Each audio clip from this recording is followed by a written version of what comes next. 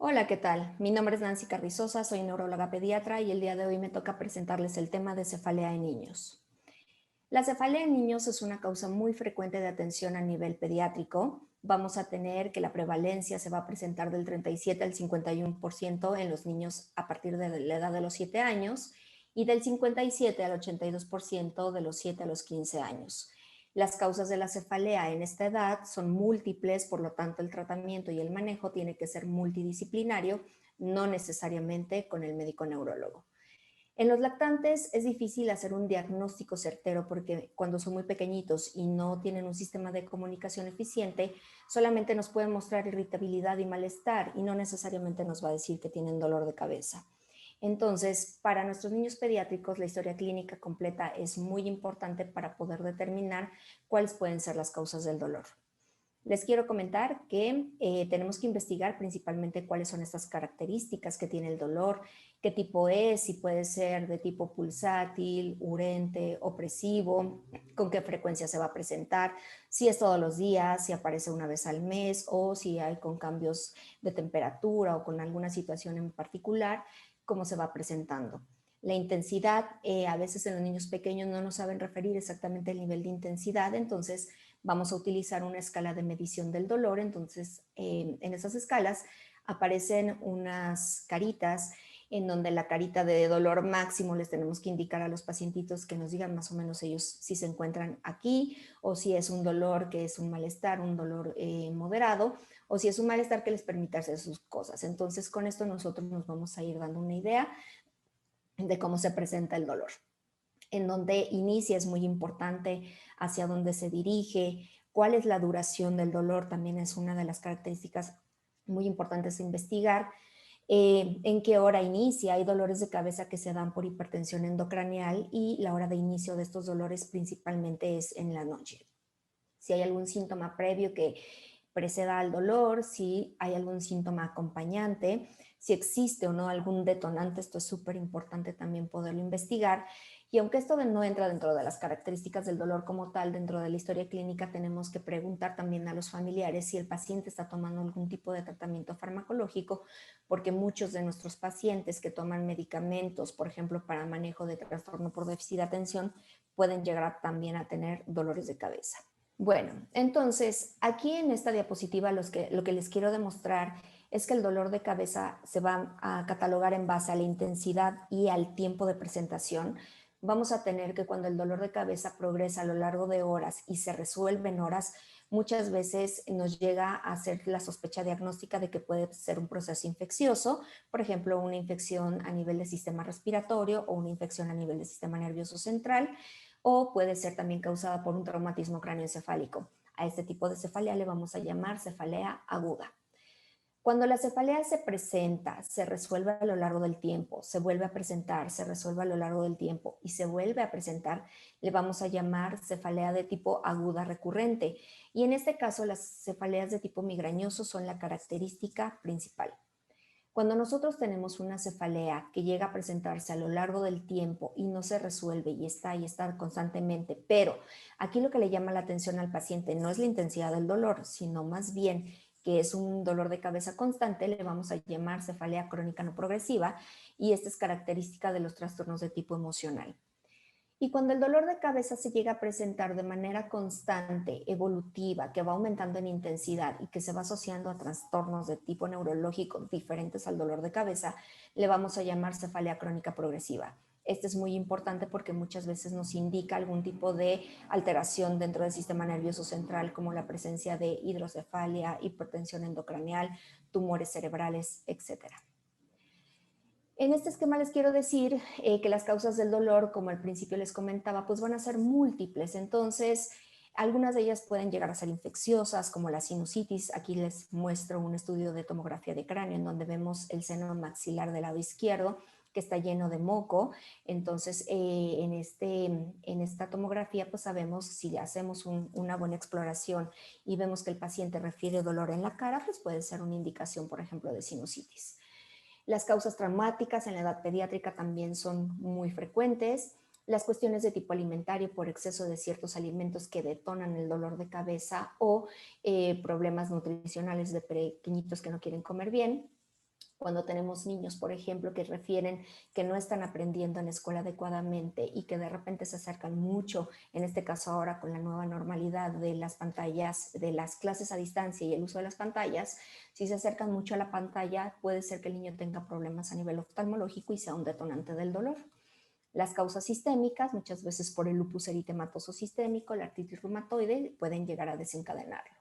Problemas emocionales, las cefaleas tensionales que actualmente son como una causa muy frecuente de atención médica, los problemas oncológicos, como ya lo mencioné, por ejemplo, tumores cerebrales, y las causas neurológicas. Aquí entran lo que es la migraña, las neuralgias, principalmente la neuralgia del trigémino. Las neuralgias en la edad pediátrica no llegan a ser tan frecuentes. En base a la causa a la causa de la cefalea, pues las vamos a clasificar como cefaleas primarias y como cefaleas secundarias. En las secundarias necesariamente vamos a tener una causa estructural del dolor, pero en las cefaleas primarias, normalmente cuando mandamos a hacer estudios, sobre todo de imagen, vemos que no hay una causa como tal estructural. Entonces, el paciente sigue refiriendo mucho dolor y aquí podemos llegarlas a clasificar como cefaleas, como las migrañas, la cefalea tensional y lo que es la cefalea en racimos. Les voy a hablar primero de la migraña. La migraña es la segunda enfermedad más común de atención en pacientes con problemas neurológicos. Va a afectar a 1 de cada 7 personas. Va a tener un impacto epidemiológico y socioeconómico muy importante, ya que llega a condicionar frecuentemente causas de discapacidad. Está catalogada dentro de las primeras 7 causas de discapacidad en los pacientes. La prevalencia va a ser mayor en mujeres en un 16.6%, los hombres llegan a tener una prevalencia a la mitad, en 7.5% aproximadamente, y la prevalencia en la infancia, aunque no es tanta, ya lo podemos ver en niños de entre los 5 a los 10 años de edad en un 5% y en los pacientes adolescentes llega a incrementar 3 veces más, hasta en un 15%. La edad de inicio de la migraña puede llegar a presentarse en pequeñitos desde la edad de los 3 años, que no es lo frecuente, hasta la edad de los 7 años de vida, es como el promedio en los niños que llega a presentarse. Pero llega a haber un detonante arriba de la adolescencia, entonces la edad de inicio de casi todas las pacientes que refieren migraña casi siempre va a ser en la adolescencia. Rara vez la vamos a encontrar en pacientes a partir de la quinta década de la vida. Si una persona de 50 años refiere un dolor de cabeza de tipo migrañoso, hay que sospechar otras causas, no necesariamente migraña. Para los pacientes antes de la pubertad es más frecuente en varones, después de la pubertad es más frecuente en mujeres. En base al número de ataques que llega a presentar el paciente a lo largo del mes, la vamos a clasificar a la migraña como migraña episódica o como migraña crónica. En la episódica, el paciente a lo largo de un mes va a llegar a tener menos de 15 eventos en promedio. Cuando es una migraña crónica, el paciente ya llega a referir más de 15 crisis, más de 15 ataques a lo largo del mes, pero tiene que estar persistentemente a lo largo de 3 meses continuos. El tratamiento lo vamos a decidir en base a qué tipo de migraña estamos teniendo. El tratamiento puede llegar a ser sintomático únicamente con analgésicos cuando la migraña es episódica, o podemos dar ya un tratamiento profiláctico, que es un tratamiento constante diario para evitar que se llegue a presentar el dolor cuando la migraña ya es de tipo crónico. En este esquema les quiero comentar cómo el paciente migrañoso va a llegar a tener periodos de normalidad entre un ataque y otro.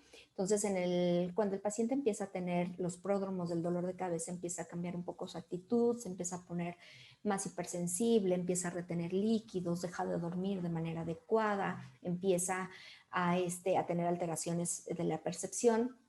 Si la migraña es con aura, el paciente dentro del aura va a referir fotofobia, sonofobia, alteraciones del sueño y empiezan a dejar de comer. Cuando el dolor está en su cumbre, el dolor es incapacitante, el paciente ya no aguanta la luz, no aguanta el sonido, empiezan a tener vómitos y de ahí pasan a la fase de resolución, en donde ya el vómito disminuye, empiezan a dormir un poco mejor, llegan a la fase de recuperación en donde ya los líquidos ya dejaron de retenerse, el paciente ya duerme bien y empiezan a tolerar mucho más los alimentos y de ahí pasan a estar en un estado totalmente normal como antes del ataque del dolor. Las teorías de la fisiopatología de la migraña son que existe una activación del sistema trigeminovascular. Este sistema trigeminovascular va a inervar a las meninges cerebrales y a los vasos sanguíneos cerebrales y cuando se activa normalmente por las sustancias como es la 5-hidroxitriptamina, el óxido nítrico, la sustancia P y el péptido relacionado por el gen de la calcitonina. Entonces se desencadena una serie de nociceptores a nivel meningio y eso es lo que llega a dar las características pulsátiles del dolor. Ya una vez que se liberan estas sustancias, va a haber ciertas estructuras de lo que es el tallo cerebral, el cerebelo, el hipotálamo y el tálamo que se van a activar, van a llegar a presentar una activación del ganglio del trigémino y el ganglio del trigémino a través de sus eferentes va a llegar a estimular a los vasos cerebrales y a los vasos de la dura madre. Entonces, tenemos el detonante externo que puede ser la luz, el sonido, ciertos olores, la supresión del sueño, la mala alimentación, el estrés, y esto libera el péptido relacionado con el gen de la calcitonina. A su vez, este estimula el ganglio del trigémino y se produce dentro de lo que es el sistema nervioso central una cascada de liberación de mediadores inflamatorios que incluso algunos autores llegan a referir que se llama una meningitis aséptica, ya que da los datos de irritabilidad meningia sin tener un proceso infeccioso que necesariamente lo está condicionando. Vamos a pasar ahora a definir lo que es la migraña con aura y la migraña sin aura. En la migraña con aura se requieren por lo menos que el paciente tenga 2 ataques que cumplan los siguientes criterios: síntomas visuales, síntomas sensitivos y alteraciones del lenguaje. Estos síntomas, cuando llegan a presentarse, por lo menos uno de ellos, y que los síntomas son totalmente reversibles, entonces estamos considerando que ya es uno de los criterios de la migraña con aura. En relación al aura, el aura puede llegar a presentar síntomas visuales que van a ser homónimos al dolor. Si el dolor es en la parte del lado derecho, el aura visual necesariamente va a tener la presentación del lado derecho. Y también va a llegar a tener síntomas sensoriales unilaterales. Puede ser del lado contralateral o del mismo lado a donde está el dolor, por ejemplo, la presencia de una parestesia. El aura se va a desarrollar a lo largo de 5 minutos en promedio y no va a durar más de 1 hora. Cuando una aura dura más de 1 hora, ya tenemos que pensar en otro tipo de patología. Entonces, la cefalea, cuando es por una migraña, no se debe de atribuir a otra alteración.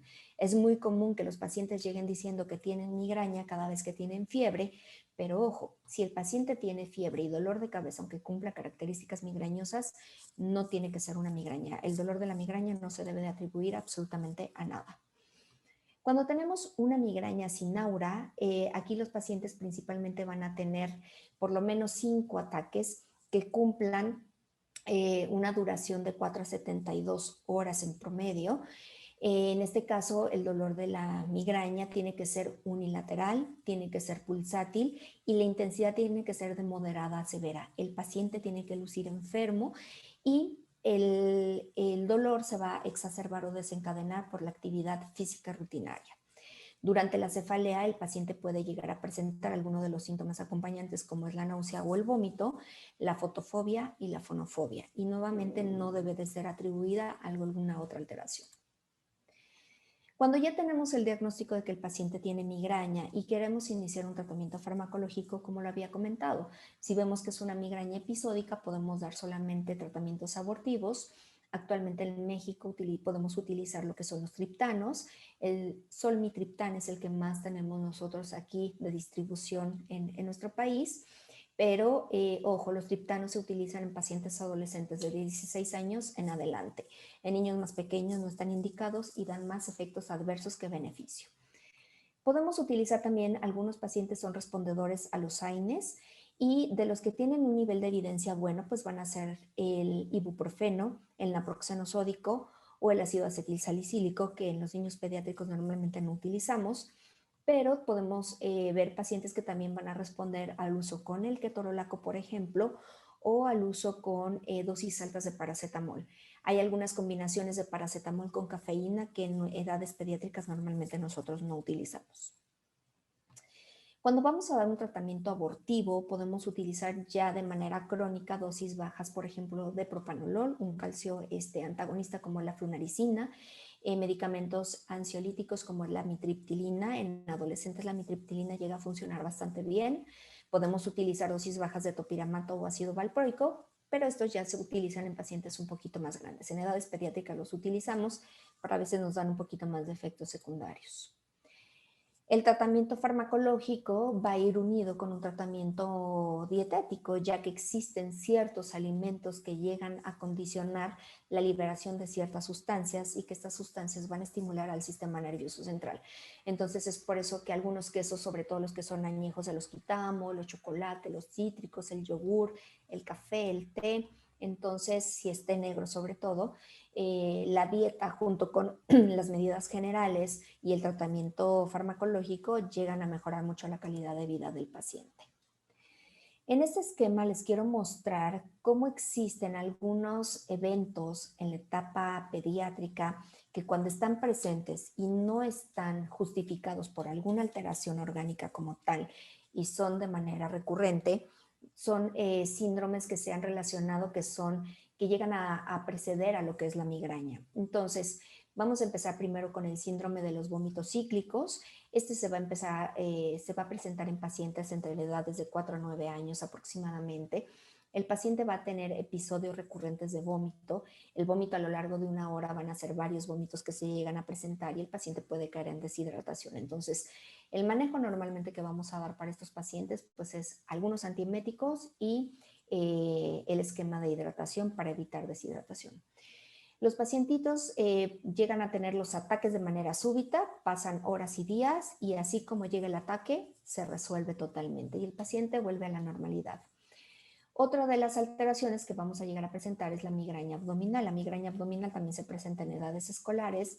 Son episodios de dolor moderado severo que se van a referir a nivel del epigastrio, que también van a durar de horas a días.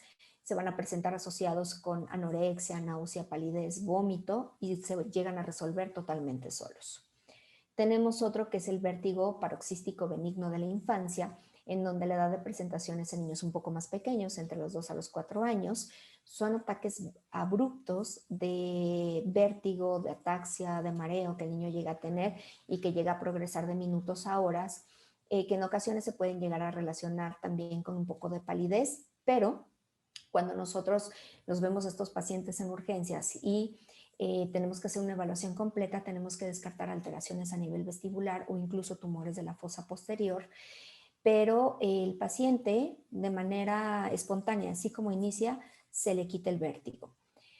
Otro de los padecimientos que llegamos a ver es la tortícolis paroxística benigna. Esta se da en niños muy pequeñitos entre la edad de los 2 a los 5 meses de vida. Son episodios en donde el paciente llega a lateralizar la cabeza de un lado o del otro, llega a durar de minutos a días. El paciente se ve irritable por la lateralización constante de la cabeza, pero se llega a resolver totalmente el padecimiento.